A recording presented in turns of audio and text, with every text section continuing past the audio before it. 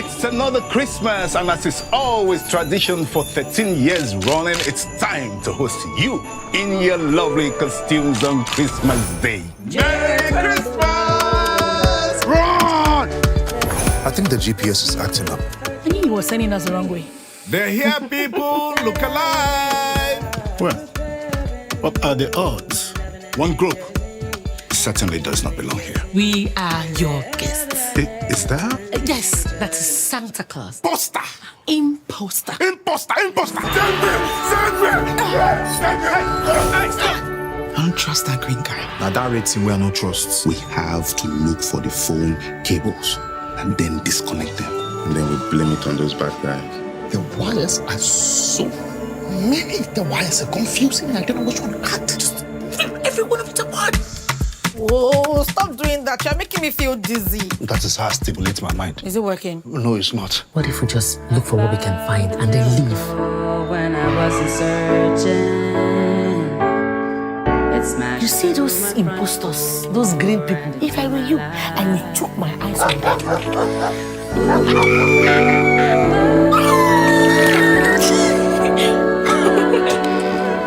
She's not here. But I know why you're here. Lock the gate and release the dog. Father, my father, why have thou forsaken me? One Night Guest in cinemas, 25th December. Hello, everyone. It's that time of the year, the time when we are all, going home, enjoying the Yuletide. And we are thoroughly excited because the film industry has been buzzing this month. And this particular filmmaker I'm about to speak to has a project that is going to be showing on Christmas Day. I'm sure from the title you already know who my guest is, but we're going to watch his bio now and get a better sense of him, and then we'll get straight into the conversation. So stay tuned. Peter Sedufia is a Ghanaian film director and writer who is a product of Unimac Institute of Film and TV. Throughout his career, he has won multiple awards and nominations at the Golden Movie Awards, Africa Movie Academy Awards, FESPACO, amongst others. His films include Keteke, Side Chick Gang, Away Bus, and Aloe Vera, which can all be found on Netflix. And we are back. We have in the studio today, in our virtual studio, Mr. Peter Sedufia. Thank you so much for joining me on AJ for Shorts today. Pleased to be with you, and thanks for having me. It's my pleasure. And yes, I know you're a very busy man. And of course, this is the time where, every little thing, the loose ends have to be tightened. So I'm really grateful that you've given me the opportunity to have a word with you about your filmmaking journey, and then also ultimately about One Night Guests. And I'm sure we saw the trailer of the film in the beginning of this video. So let's get into a sense of your filmmaking journey. I know we've heard your bio and we kind of know most of your achievements, but when did you decide that filmmaking was something you wanted to pursue as a career? All right, thank you so much. When did I decide filmmaking was something I wanted to pursue? I think I would say that is around 2006. I had just completed high school, secondary school, and because I started off from the stage, I was acting on stage and doing theater and things, and directing for stage and writing for stage as well. So when I finished with the whole school drama thing, I thought, okay, how do I pursue this further? And then the choice was whether I should go to University of Ghana, the School of Performing Arts, or I should just take a different branch of the whole art thing. And so that gave me an idea that, okay, maybe I should branch into something else on TV rather than theater. So I chose filmmaking. And then I enrolled at NAPTI, the National Film and Television Institute, somewhere around, I think I did a first enrollment. I wasn't selected, I think 2009. But I wasn't admitted because by then I didn't have anywhere to show. Those times you have to show some you art kind of thing. Then they will look at it and enroll you. But I didn't have so much to show, so I was not enrolled. And I tried again 2010 for the 2011 year, and then I was admitted. And so that's where my journey began as a film student.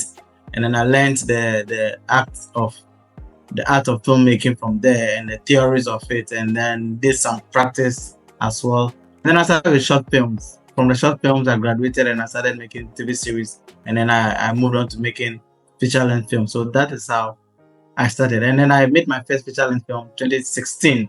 That's when I made my first film, Keteke, which we released in 2017. So that's how the journey has started for me to date.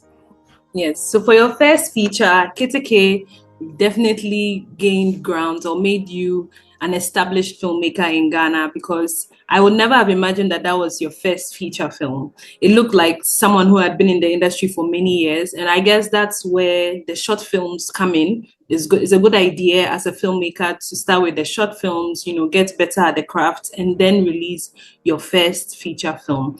And Keteke is very popular in West Africa. Even I was speaking to a colleague from Nigeria, and she was talking about how much she loves Keteke, and then also aloe vera, and then some of your other projects.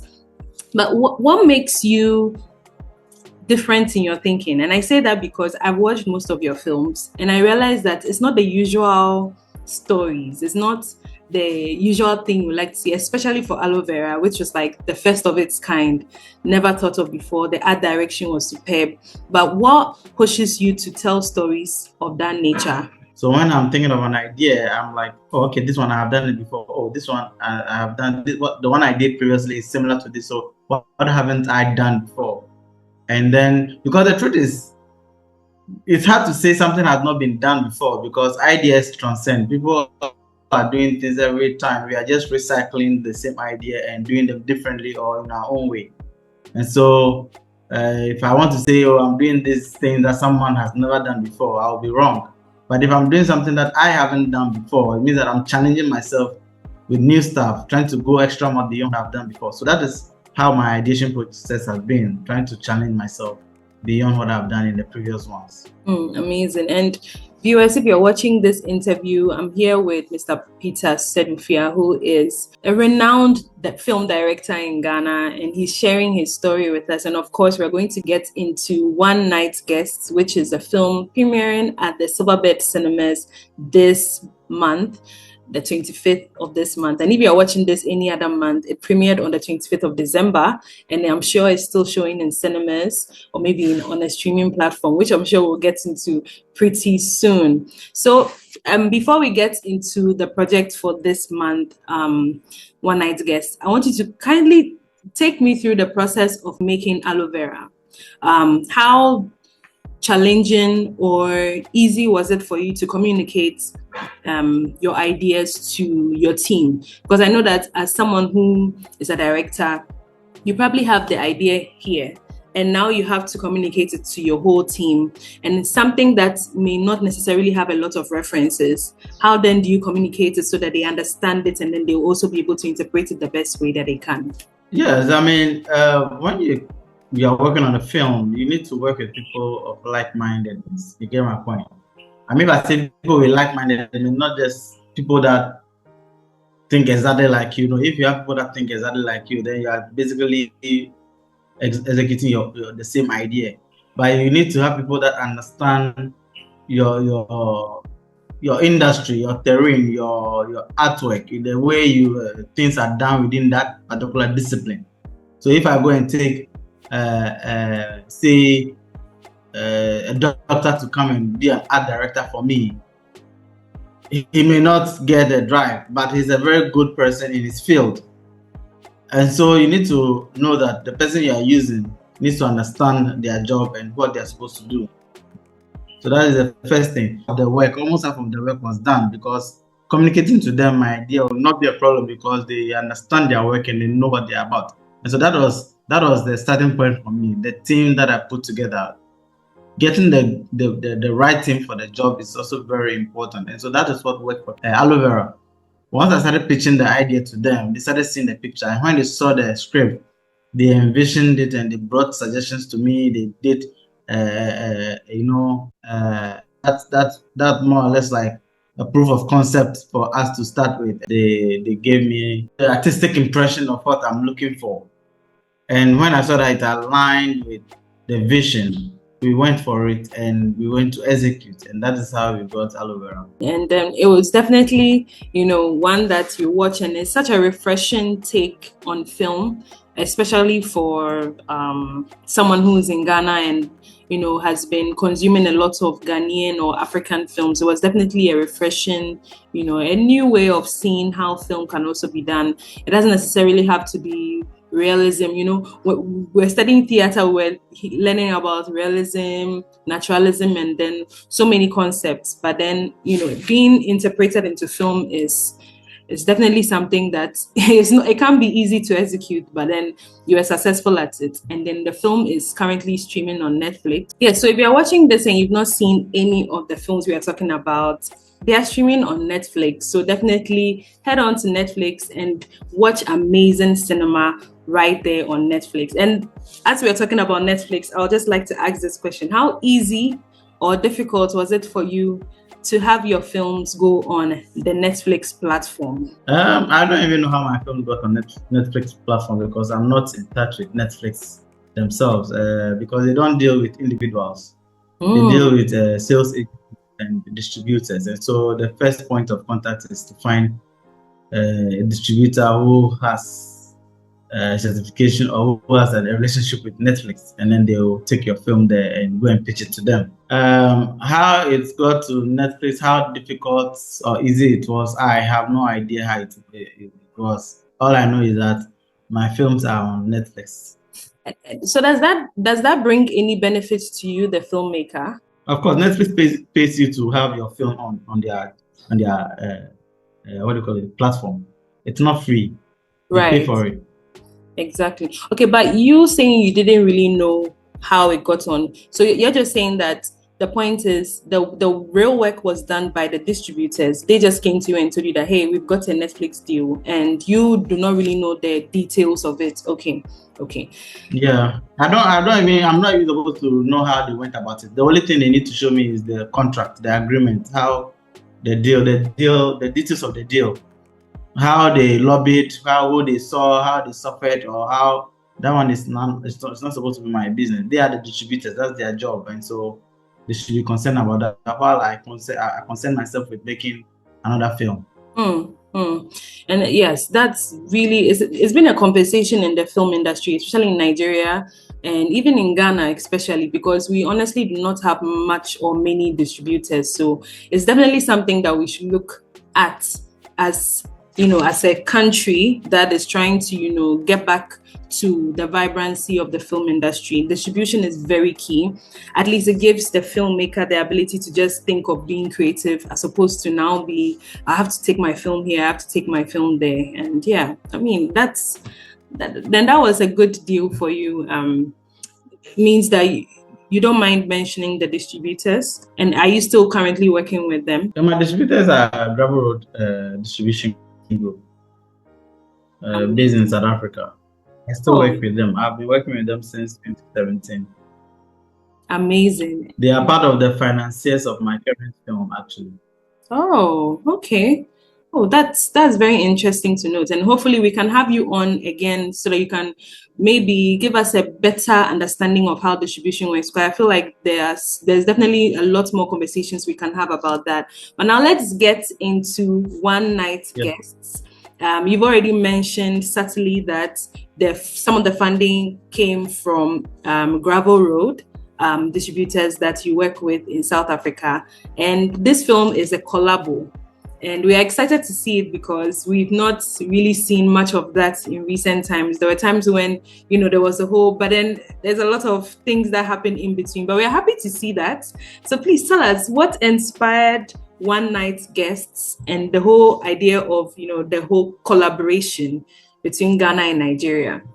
I often this question, I realized that I haven't done a Christmas movie before, or I hadn't done a Christmas movie before. So it was time to do a Christmas movie, and it became a matter of what form or shape should it take, and that is how the idea started. And I spoke to my co-writer, and we agreed on a few things, and we started putting pen to paper, and then we came up with the idea. Now it was left with how to fund it, and so we started looking for funds to get a movie done, and we got some funding from Nigeria from the initial stage, and some of the terms of deal was that we moved the production to Nigeria since it was being funded in Nigeria. And of course, it's a business I was doing, so I was like, okay, why not? I mean, it's not like Nigeria is outside Africa; it's within, and so it will still feel African. And now the conversation became broader about now using both Ghana and Nigerian casts. And I was like, yeah, that's a good opportunity, because by then I can even expand my reach, because I've been making film in the Ghanaian space for a long time, and sometimes it's good to, most time, not even sometimes, it's good to see growth when you are doing something. And so I can't keep serving the same group of people every time. I need to expand my reach. And so I thought it was a very good opportunity and a good window to explore that. And so I said, okay, no, why not? I'm going to do that Ghana-Nigerian collaboration. And decided, I've got a producer in Nigeria, Crisode, and he started making calls because he also was interested in the idea. So he started making calls, and here we are today with the Ghana-Nigeria collaboration. And it's not just one night guest. Yes, and it's not just any collaboration. You got the A-list of the A-list in Nigeria and Ghana to do the film. I mean, of course, the funding had to be a major role to play in this, because I know that getting some of these stars is not really that easy, but you were able to get all of them in one film. Now, apart from the funding you got, like in terms of support, and then also like the condition that it had to be filmed in Nigeria, can you share with us some of the challenges that you may have gone through? Because I know that everybody is appreciating the beauty of the project, but of course it can't have been just an easy or smooth ride. The challenge, I mean, it was a new territory. It's not Ghana where you know everybody and you are familiar with the kind of food you eat, you are familiar with the kind of spaces you go to. It's a new space, and we are open to that adventure, trying to learn new cultures, handle things a new way and things like that. So that was a challenge.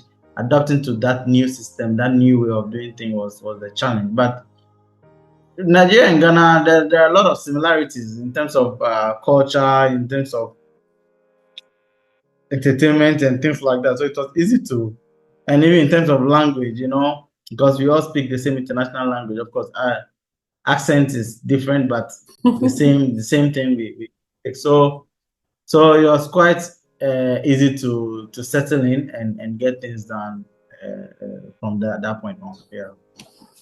Great. And now the story, or the film, the meat of the film, what was the inspiration? I know you mentioned that you said you've never done a Christmas film before, but I also know that filmmakers usually draw inspiration from some of their past experiences or just something that they were inspired by. So what really inspired the making of the story of the film? Because it's an interesting one. You see the two different factions coming together, and that's only, I'm not giving spoilers, it's only based on the trailer. We have two different groups coming together, being hosted in the house, and we're trying to figure out who is actually the sane ones and all of that. So it's quite an interesting, how did that idea get sparked? Well, I think I went on a vacation with my wife, and then I was like, maybe I think I need to do a Christmas movie, I haven't done that before. But what would it be about? And then my mind started thinking, I'm like, okay, let me do it about a sick child whose father entertains him, try to entertain her every Christmas with clowns in the name of Father Christmas, Mother Christmas, and the elf, or we call it Santa Claus, Mrs. Claus, and then the elf. And every time she does about this time around, he gets two of them, and so definitely one person is not invited to the house. How did they get to hear about it? How did they get into the house? That becomes like the conflict of the whole film. And she was like, "Oh, that's a good idea." And so that is how we started. I started building the thing. Quickly, I called my co-writer and said, "Okay, Charlie, this is the idea about how do we go about it?" And I was like, "Oh, this is fantastic." And so yeah, it has no inspiration from anywhere, not my previous film, nothing. Just an imagination from the top of my head, and I said, I'm going to do this, and I did it.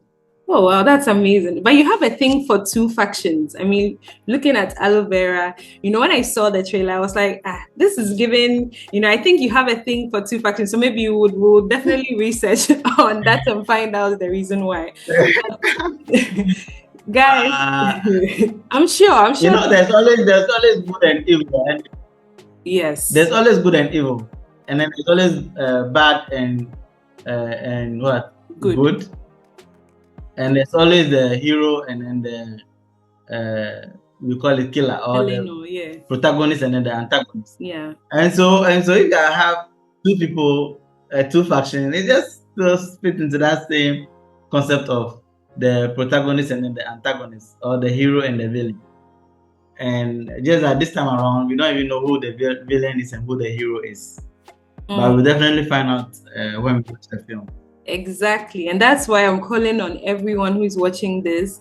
25th December is the day. It's premiering at the Silverbird Cinemas at the Accra Mall and the West Hills Mall. So make your way there and enjoy cinema at its finest. A collabo that we've not seen in a while, and an interesting story that, you know, makes you want to watch to the end to find out the reason why the story was even made in the first place. Yes, a quick one. So this film is not only showing in Silverbird cinemas, it's showing in all cinemas in Nigeria, and it's showing in all cinemas all cinemas in Ghana, because we don't have so many cinemas, but the ones that are available is showing the Ozone cinemas. Oyare Farmer is showing, Kumasi is showing in Golden Eagle cinemas, and that is in the Kumasi City Mall, and it's also showing in Royal View Cinema in the S. So, and we will be bringing new locations that are also not cinemas very soon, because more people are asking for it, and we think we need to expand to reach them. Yeah, this is awesome. So like you heard, it's not just at the Accra, with the various cinemas we have in Accra. We also have that at the Oyare Farm Mall and so many other places. So definitely follow Mr. Peter Sedufia and then find out more about, or get more updates about the film screenings, and you'll definitely get one close to you and you can enjoy this Christmas film. I call it the premiere pandemic we have in Ghana, where we premiere the film and then we don't hear anything again. But I'm definitely sure that we're going to be seeing more of the film in cinemas after the premiere. This is definitely going to be different. It's going to stay in the cinema for as long as it can stay, and people can get to see it for as long as they can. They want to see it. I mean, of course, it's not going to be there for 1 year, but it's going to be there for certain window, 1 month, 2 months, 3 months. I watched the film myself and I'm having fun watching it as if I was not on set when it was shot, and so I'm very confident that people will enjoy it. Yes, we honestly can't wait to see it. I'd like to go deeper, get to know more details, but I know you are such a busy man, and you also have to get along with a few other things, tighten those loose ends and everything. But before we go, are we hoping to see it on a streaming platform soon? Maybe for those who are outside of Africa or within the areas that we are having the screenings now, and might be wondering when can they see the films on the streaming platforms? I don't own the streaming platforms. It's their decision to decide to take it on or not to take it on.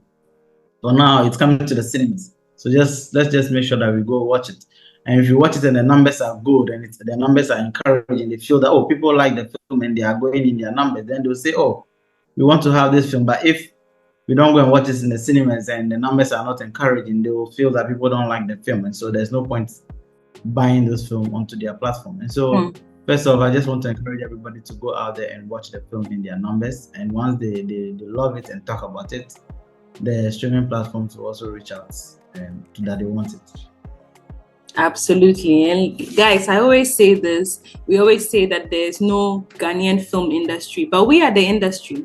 We are the ones who can actually make it work by supporting the filmmakers who are putting out their projects, by going to watch these projects. And the more we do, the more it creates traction about the project and gets the opportunity to reach further or to reach other heights.